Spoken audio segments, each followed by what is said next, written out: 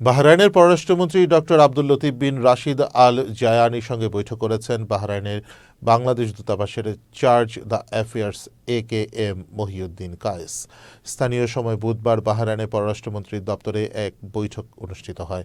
বৈঠকের শুরুতে পররাষ্ট্রমন্ত্রী জায়ানি বাহরাইনের ক্রাউন প্রিন্স ও প্রধানমন্ত্রী প্রিন্স সালমান বিন হামদ আল খলিফার জন্য প্রধান উপদেষ্টা ডক্টর মোহাম্মদ ইউনূসের পাঠানো অভিনন্দন বার্তার পত্রটি গ্রহণ করেন। পরে বৈঠকে দ্বিপাক্ষিক সম্পর্ক, বাণিজ্য ও বিনিয়োগ, বাংলাদেশি নাগরিকদের জন্য ভিসা প্রক্রিয়া সহজ করার বিষয়সহ দুই দেশের স্বার্থ সংশ্লিষ্ট নানা বিষয়ে আলোচনা হয়। বিশেষ করে চার্জ দ্য অ্যাফেয়ার্স বাংলাদেশিদের জন্য ফ্যামিলি ভিসা সহ সব ভিসা চালু করে দেওয়ার জন্য অনুরোধ জানান। এ বিষয়ে ইতিবাচক সমাধানের চেষ্টা করবে বলে আশ্বস্ত করেন বাহরাইনের পররাষ্ট্রমন্ত্রী।